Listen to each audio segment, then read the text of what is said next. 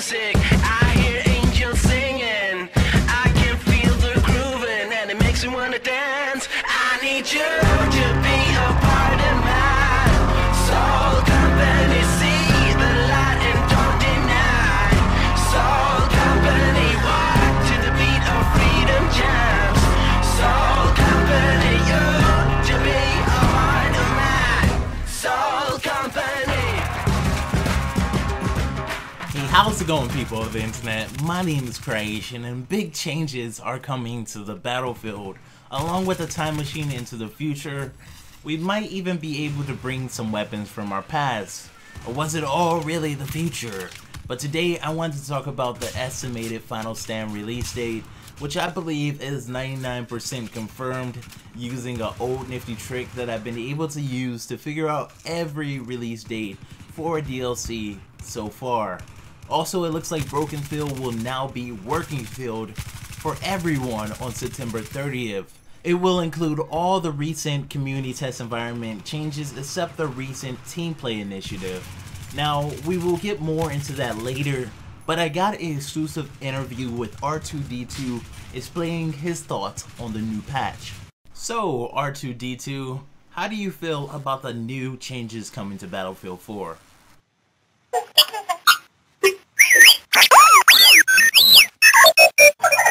Fucking right in the pussy! Alright, we are obviously sorry about that, but I've been playing the community test environment ever since it launched, and I must say it was the greatest move ever made by DICE LA. Now, everyone can obviously argue that this patch has taken way too long. It's almost a year now that the game has launched, and we haven't really had a stable version ever since before the Dragon's Teeth DLC. And I'm not going to say that was a fully working version of a game, but I think what a lot of people don't see is that DICE LA didn't only fix the game, but they improved the franchise into a better direction. What I noticed when Battlefield 4 launched, everyone just wanted to have their opinion heard, and now with the community test environment, most of the changes would never have been there unless you guys gave them, which I think is a big step from where we came from, where the developers just said it was magic and you were just seeing things. Personally, I'm very happy to see these changes, such as the HUD declutter, the new hit marker, and very soon in the next patch, footsteps, because footsteps of course are the biggest part of a first person shooter in my eyes, especially on PC. And when they took footsteps out of a game like this, they weren't thinking right.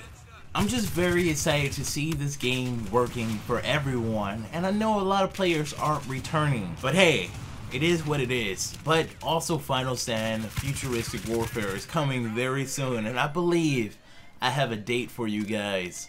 So recently, DICE updated the Community Test Environment Team Play Initiative into step number 3. And at the bottom of the article, they tell us that Final Stand will have another beta coming very soon in a couple of weeks to stress test the servers. Now, DICE has a very recognizable pattern of how they release DLC. It has been the same case so far for every DLC except Second Assault, because that was exclusive to Xbox One at the time, I believe. But DICE has a habit of releasing DLC on the third Tuesday of a month after a very big patch. Now, this patch, I will say, is pretty much the biggest patch we have ever had, and also with stress testing the servers, that really shows you that something is about to drop. So the next third Tuesday of a month is October 21st.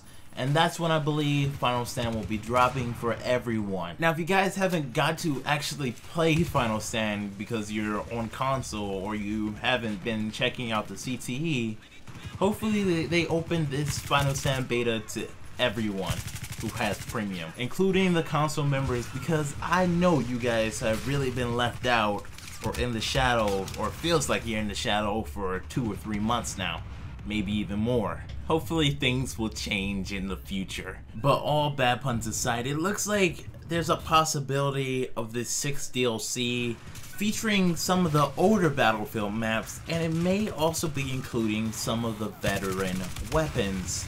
So David Sirlin, one of the developers at DICE, have kind of been poking at bringing older weapons back from Battlefield 3 into Battlefield 4. Some of the more favorites, such as the M16A3, every noob's favorite, or every pro's favorite. It really depends on the person, but it seems to be what a lot of the DICE developers are doing. They're kind of just throwing things out there and seeing if people like them or not.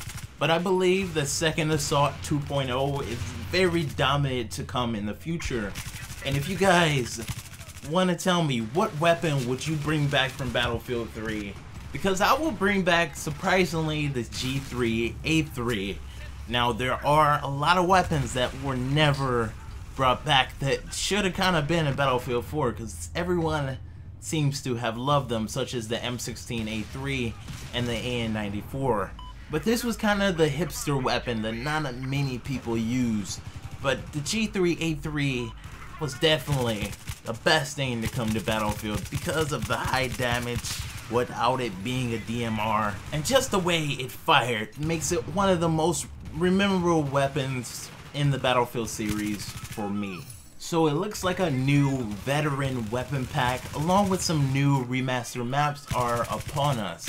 Now, let me know, what was your favorite weapon of the Battlefield, and would people recognize it? Well, I'm going to get out of here, guys. I hope you guys do have a great weekend. I'll see you guys in the next one. Stay out of trouble, guys. I mean, stay creative, guys. See you guys. Bye. Love you. In the recording. Do it. Oh, you do it. Now they're going to think you're crazy. But you are crazy.